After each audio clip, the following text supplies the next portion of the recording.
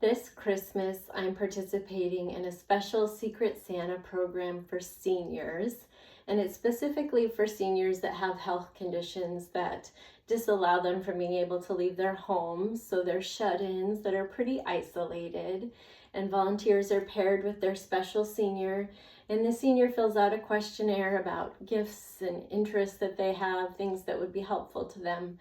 And I've been really enjoying putting together a gift basket for my special senior.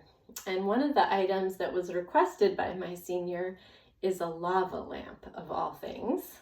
So I went lava lamp shopping, and I was reflecting back on when I had a lava lamp in high school and I loved it.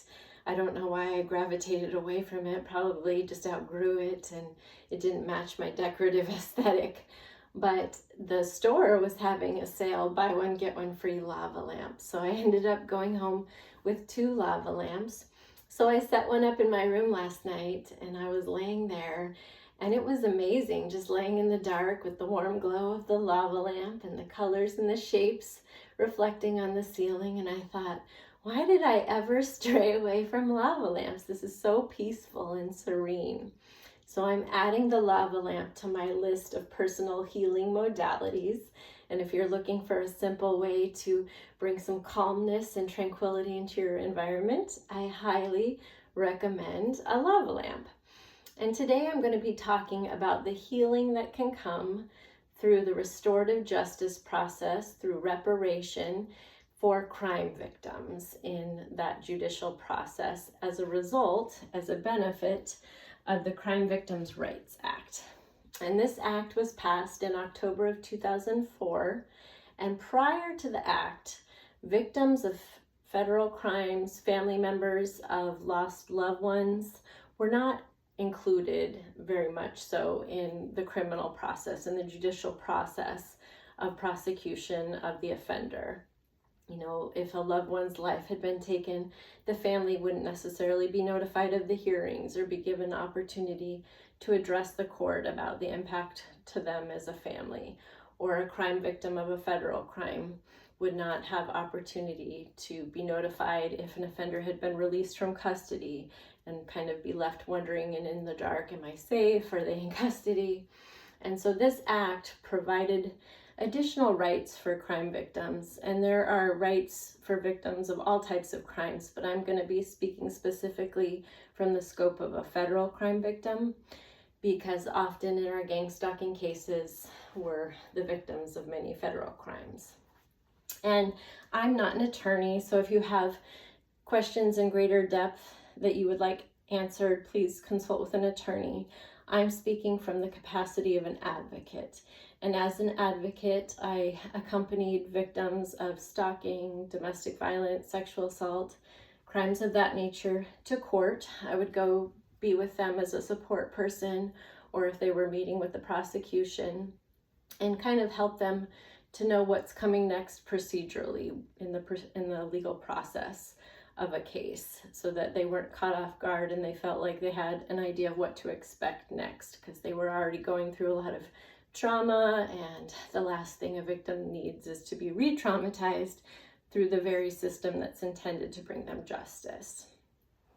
So often when I would work with victims, one of the things that I would do is take them to the courtroom ahead of time prior to hearings to help them acclimate to that environment, because the courtroom can be intimidating in general, and especially for a victim when they're in the same proximity as their offender. And it can be very triggering and emotional. So I would go beforehand with the victim and show them, this is where you'll be sitting, this is where you'll stand when you address the court, help them be more familiarized and know what to expect, so it wasn't so much shell shock the day of trial beginning, or sentencing, or a plea hearing, or bail hearing, or whatever the case may be. But one of the rights that's offered through the act is to be reasonably protected from the accused. So again, if the offender is placed into custody, released from custody, escapes from custody, the victim has a right to be notified of those things. So the victim isn't left going, Am I safe? Am I going to be stalked? Is the offender going to come get me because I reported a crime? This helps protect the victim in knowing what's going on with the status of the offender. They have a right to know those things. Also, if an offender has bail conditions that require that they have no contact with the victim, which is pretty common, then the victim would be aware of that they can't contact and intimidate the victim or a witness, that offender can't be stalking them, that they have a mechanism to which they can take action if that's violated. Reasonable and accurate, timely notice of hearings. So victims have a right to attend hearings, and this act ensures that they're notified reasonably with enough advance notice that the victim can attend the hearings if they choose to. And certainly some victims do not want to participate. It's just too much emotionally for them. But some victims find that it's empowering to them to attend the hearings and to know exactly what's going on step by step in that case. And that can actually be really helpful throughout that case process when a victim is involved. The right to not be excluded. Once again, the victim has a right to feel like they're a participant in that restorative justice process, that they're not just a name or a case number, but they're a player in that judicial process. The right to be reasonably heard. So this is a really important piece of the act, and victims can provide what's called a victim's impact statement, and it's usually written beforehand in preparation. And this is when the victim has the opportunity to address the court, the judge and the jury, and convey the impact upon them that they experienced, that they suffered as a crime victim. So there's facts and testimony, evidence that's presented, but this is an opportunity to put a personal spin, to bring a personal layer to understanding of the courtroom, of what that victim experienced emotionally, what their loved one suffered from. If they couldn't go to work or suffered financial loss, what was the impact? What was the magnitude personally for that victim? And this is that chance that the act protects for the victim or the victim's family members of a deceased loved one to convey to the court about how they've been impacted by that crime. And often victims will prepare beautiful statements and then get to the hearing and be so emotional being next to the perpetrator and being in that setting and having all this evidence and memories and recollection come back to them, so they could ask for their advocate or a family member to read the statement for them, or they may just give it to the judge to read out loud. It just depends on the situation, but that impact statement can really play a large role in decisions about restitution and sentencing and things like that.